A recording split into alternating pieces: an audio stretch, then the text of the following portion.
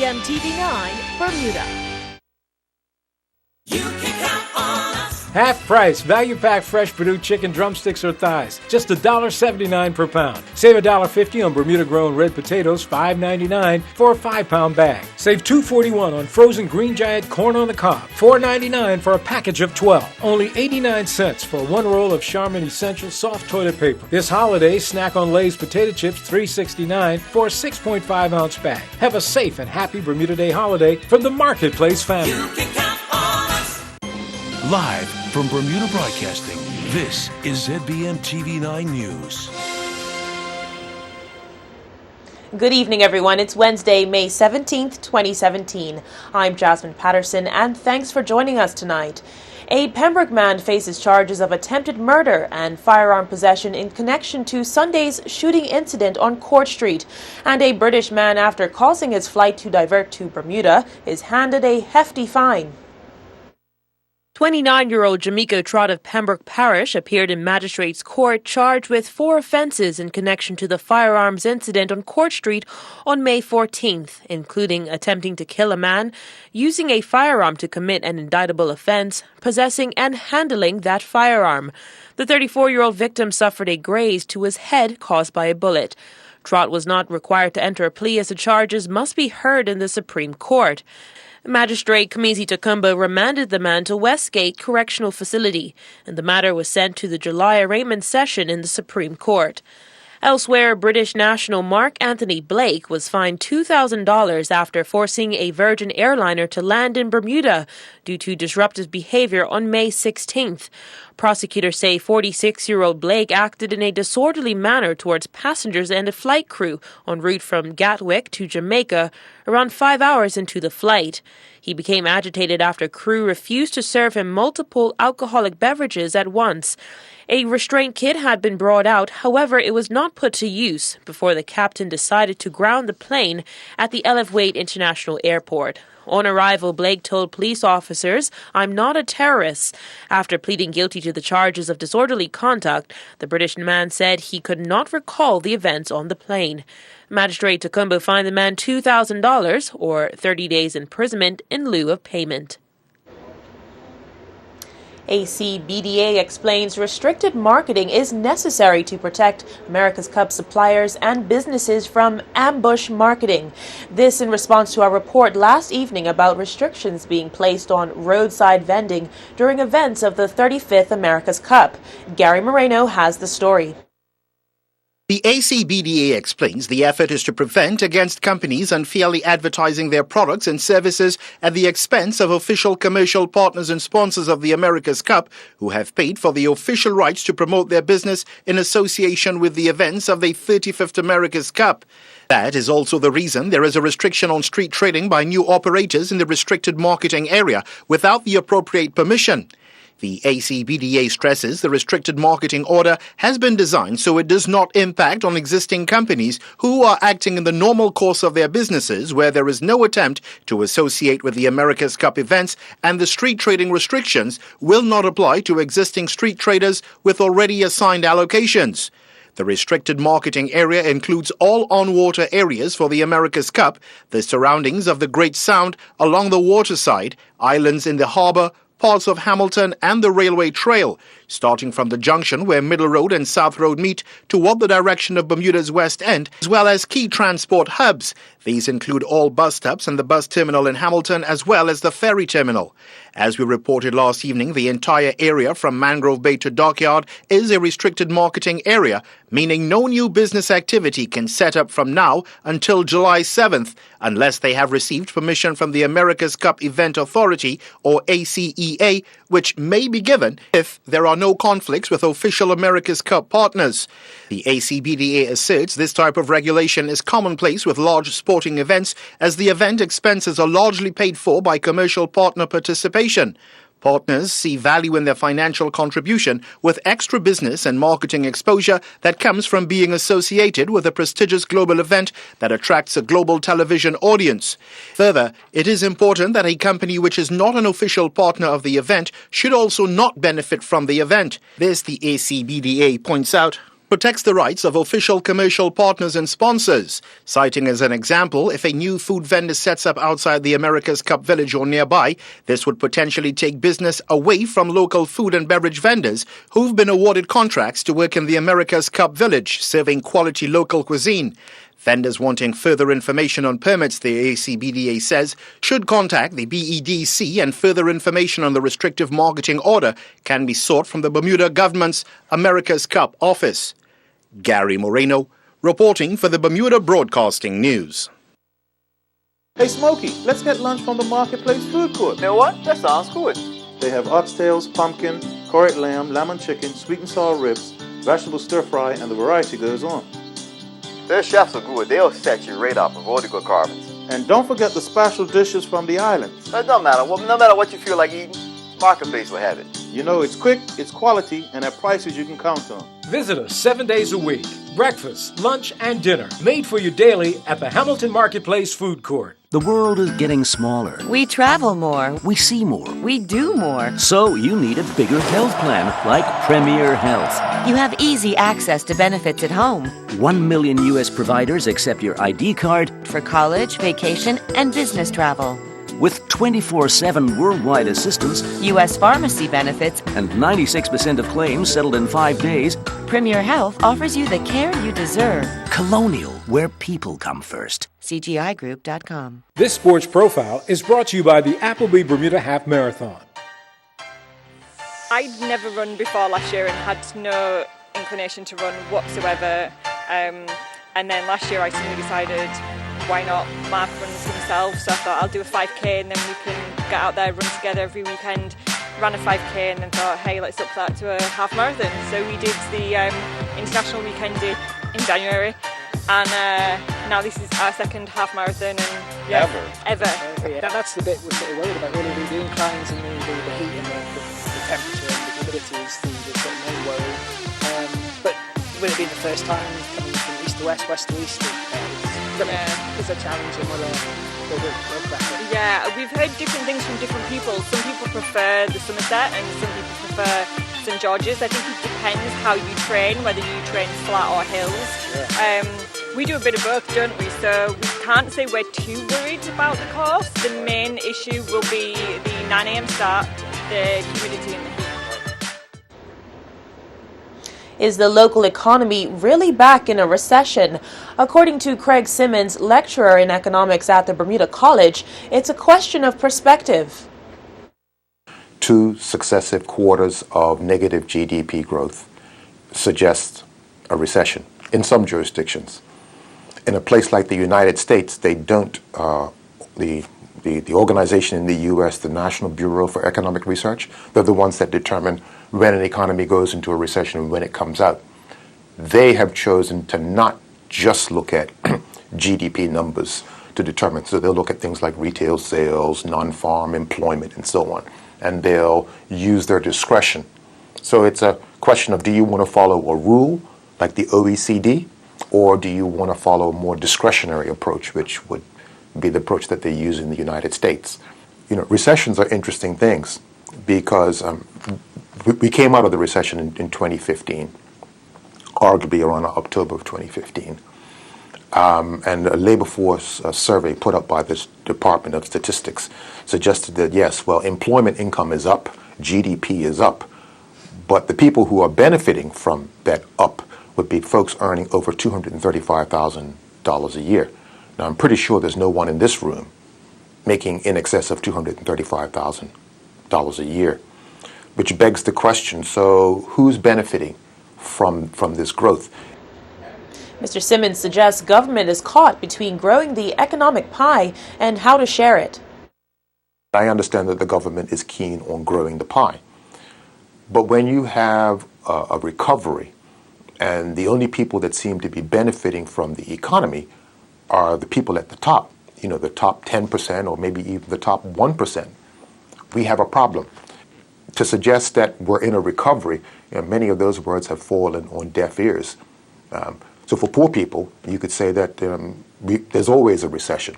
It's just about degrees. Is the recession really bad or is it not so bad? So, I mean, I have sympathy for both sides. I mean, I understand where the finance minister is coming from. And it's not that the finance minister is seeing things incorrectly. He's the finance minister. He's the government. He can't see it any other way. That's just the lens through which he sees the economy. And if you're in the opposition, you know, that's the way they see things. And as a member of the public, you've got to figure out, like, where's the truth? And how does what's happening in the economy affect me? Mr. Simmons speaking with Gary Moreno. And as early as next week, cancer patients will be the first on the island to receive radiation therapy treatment as the Bermuda Cancer and Health Center officially opened its new facility today.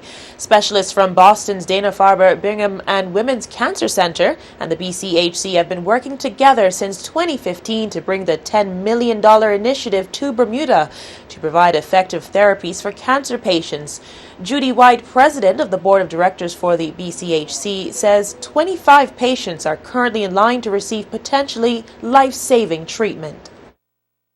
Here in Bermuda, statistically, we believe there's around 300 new cases of cancer every year, 200 of which will benefit from radiation therapy. In the past, probably just over 100 of those have gone overseas for radiation. So we suspect that there's a significant portion of the population who may not have full insurance or are not insured, who may not have been able to have the adequate treatment, the radiation treatment. We, as a charity, we are committed to ensure that everyone in Bermuda who requires radiation will have access to radiation regardless of their insurance. So it's an exciting day. It's a dream come true for us, and I just think it's a win-win for all of Bermuda. The new center is run by a team of radiation therapists and nurses headed by oncologist Dr. Chris Fosker. Dr. Daphne Haas-Kogan highlighted the importance of the center having this partnership.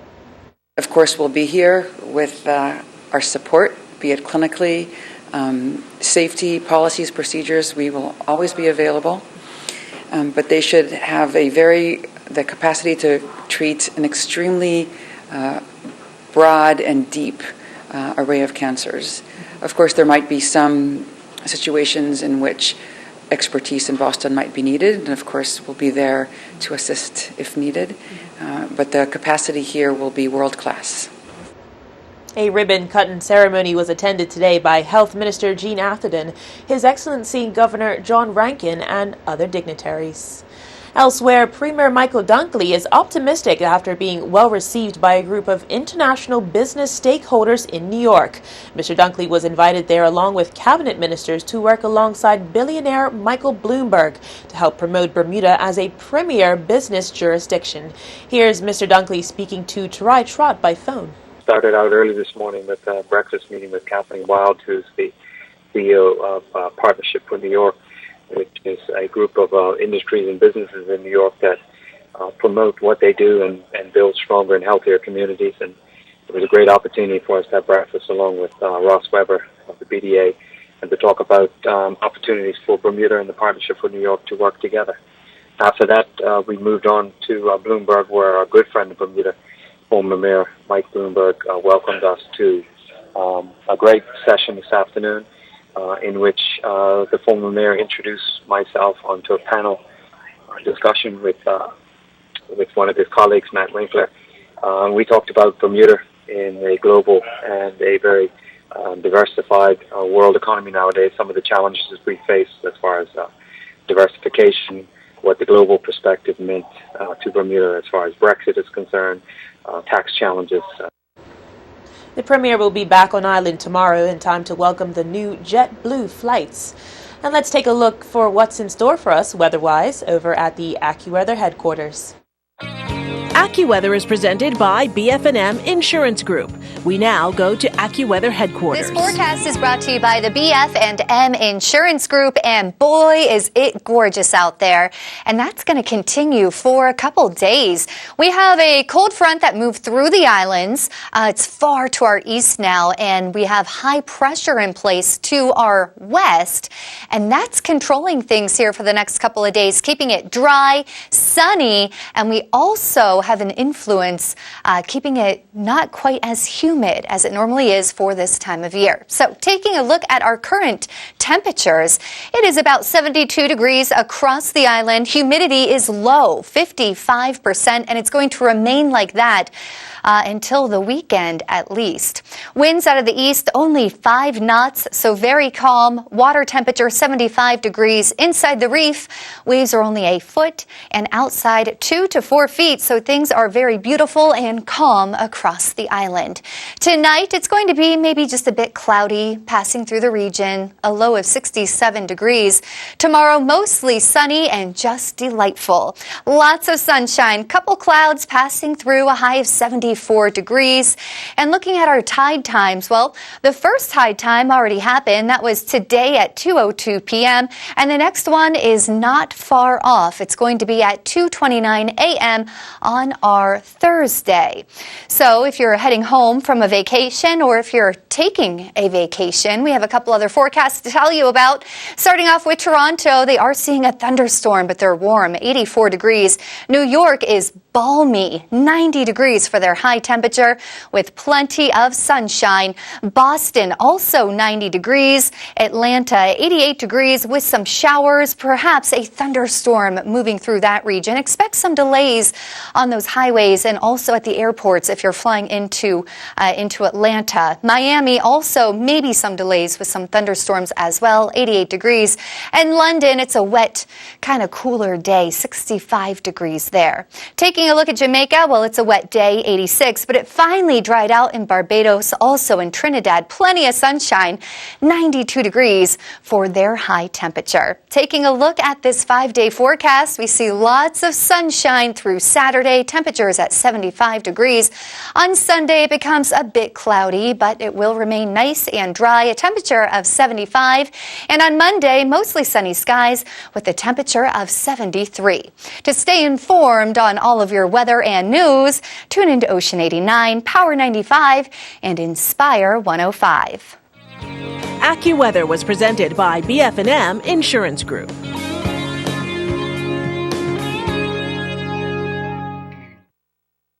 In association with America's Cup Endeavor and BASE, BF&M launched the No Limit Sailing Program for children with autism. When Kieran first started with us, didn't speak that much. He has very little social skills, so he doesn't understand the social norms. So the Endeavour programme is focused on giving 9 to 12-year-olds access to sailing through education. The biggest surprises are just how some of the children take to sailing, take to a different environment in a very different way. And one of the boys just putting his hands in the water and feeling the flow of the water. And then some of the other children who may not be able to be competitive in other sports or having a go at trimming the sail correctly or steering in the right direction.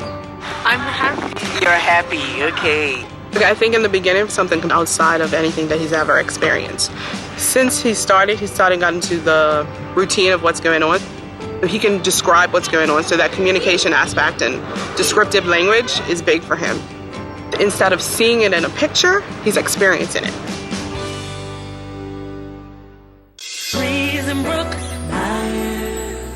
When your car, home, or boat gets damaged, you know you can count on Friesenbrook Meyer Insurance.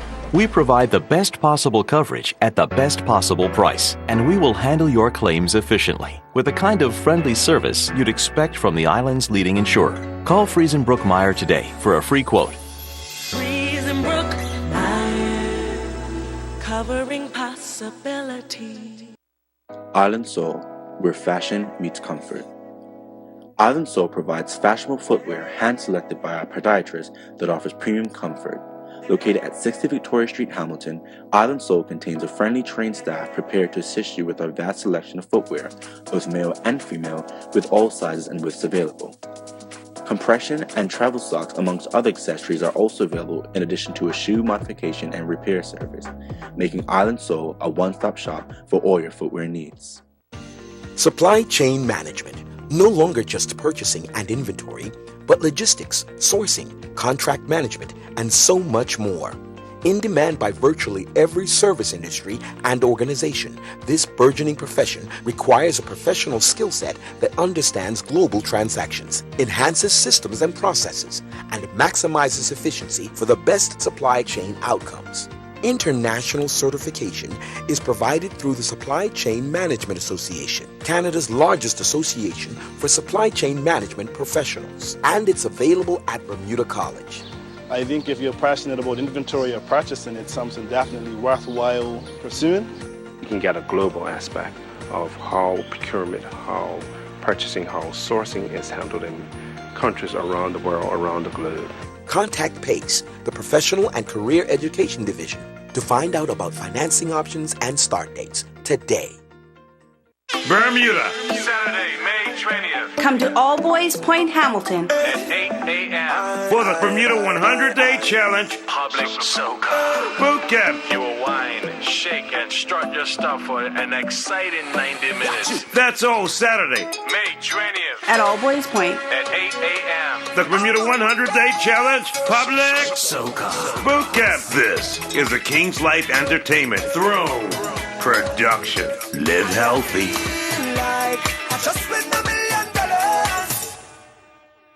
There is only one place to be this summer, right here in Bermuda. Join me, Mike Sharp, and the 600-strong army of local volunteers as we take a look at the past, present, and the potential legacy of AC-35 in Bermuda. The perfect stadium for sailing. Huge for us to be able to represent our country. It's the first time anything of this scale has ever happened in the history of the America's Cup. And then revisit last year's Foil Fest, when Oracle Team USA and SoftBank Team Japan opened their bases to the Bermuda public. That's a double bill of America's Cup on ZFB TV7, 8 p.m., Wednesday the 17th and Monday the 22nd of May.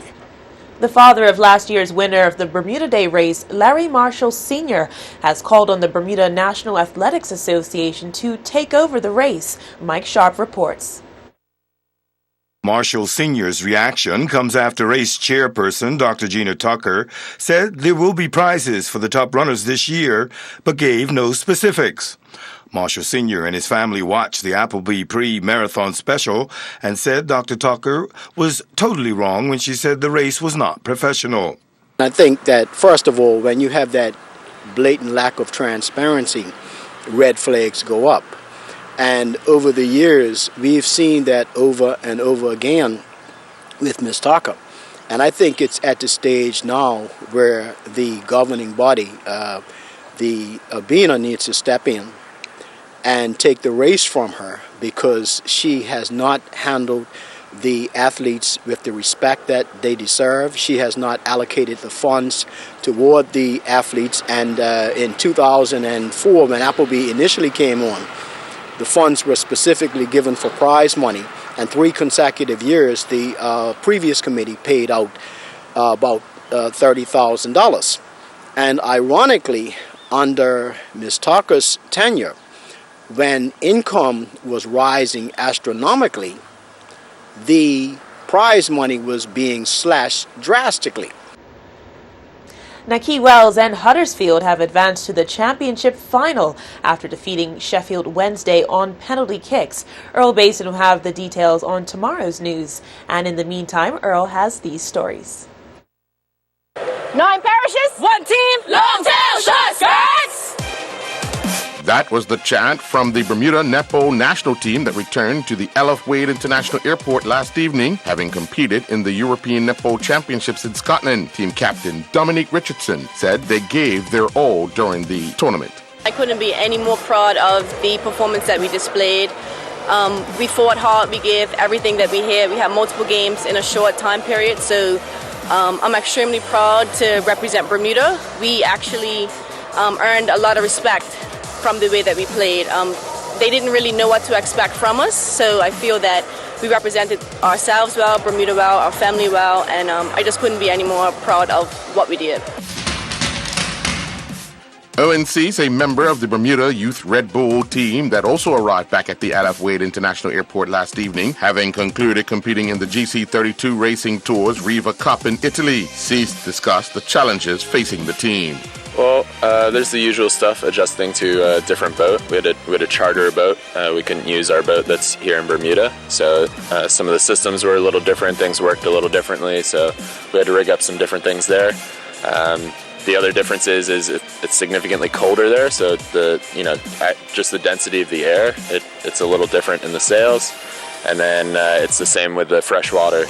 Being on the lake, it's different sailing than sailing on saltwater. So, there's a bunch of little tricky things that we had to adjust to, but, it's good. Back on land a day after being the first boat to cross the line in the Antigua-Bermuda yacht race, warrior skipper Stephen Murray talked about things he and his crew were doing on the journey across. We spent a lot of time looking at the weather forecast, obviously. We had two different weather systems that we were looking at, a high and a low, trying to avoid the high and hook into the low. Our navigator, Will Oxley, did an amazing job of that. We had very light breezes at the start, so we didn't look really good at the start of the race. Everybody was pretty close to us, and he managed to avoid the worst of the light air and then hook us into the low pressure system, so that on the third night we were screaming with good winds, just hooked up all the way to the finish. However, all was not well with the Antigua-Bermuda yacht race, as at 5:05 a.m. this morning, Rescue Coordination Center Bermuda received a satellite phone call from the Antigua to Bermuda race participant Monterey, reporting that their 57-foot sailing vessel with 6 persons on board was taking on water approximately 200 miles south of Bermuda. The cause of the water ingress was unknown, as crew prepared to abandon to another racing participant. Using an onboard yellow brick tracking system, RCC Bermuda was able to confirm that both the sinking vessel and the rescue vessel were in close proximity and preparing for the transfer of the 6 crew. At 5:28 a.m., RCC Bermuda received another call from the crew of Monterey, reporting that all 6 persons had been safely transferred via life raft and that Monterey was now very low in the water. Just before 7 a.m., the skipper of Monterey reported that the vessel was now clearly sunk. The Bermuda Amateur Swimming Association's National Long Course Championships are set to get underway tomorrow at the National Sports Center, and National Coach Ben Smith is excited as he feels people will see some really fast times in the pool over the 4-day competition. We came right off of Carifta, and we're in a 4-day competition with Schroeder's, and you could see lots of fast times from both swimmers that were overseas and that were here. And then we've had a couple of weeks of hard work going on. So you can tell that everybody's ready. Obviously, when we start the season, this is a big highlight for the year. Everybody will be putting this on their calendar as an event for them to try to test themselves. And because we usually attract all of our swimmers coming back for this event, it adds that extra excitement. So some of the swimmers that didn't travel back with the Carifta team but were a big part of it are going to be here, which just adds to the excitement. The Bermuda Cricket Board confirmed 9 days after a match was completed that the points for the match between Willicotts and PHC on May 7th will be awarded to PHC. This following Willicotts feeling an ineligible player in Toronto Darrell in that match that Willicotts won by 51 runs. They also announced that One Communications will be sponsoring the 2017 and 18 domestic 50-over competition. Save $3.49 on Juicy Whole Seedless Red Ripe Watermelons, $15.50 each. Get grilling with frozen baby back spare ribs, just $3.49 per pound. Kraft barbecue sauce, $2.29 for an 18-ounce bottle. For your mac and cheese dish, only $1.69 for a 500-gram box of Catelli macaroni. Save $1.71 on selected varieties of Breyer's ice cream, $6.49 for a 48-ounce tub. Visit our website at www.marketplace.pm for more super specials. The 108th Appleby Bermuda Half Marathon Derby is here again, and Power 95 will have all the excitement starting at 8 o'clock with the pre-marathon broadcast live from the town of St. George's.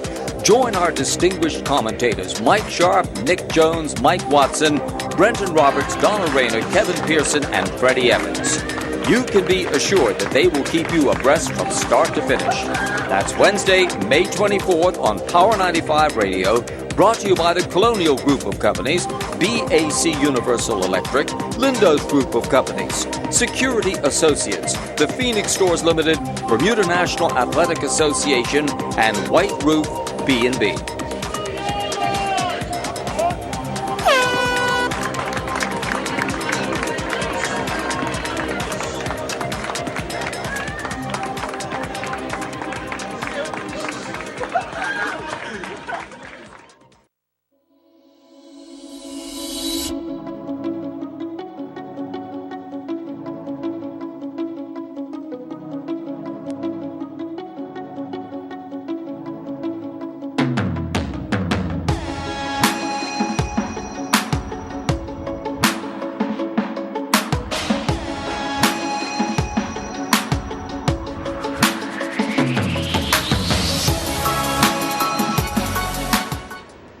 That's our broadcast for this evening. I'm Jasmine Patterson.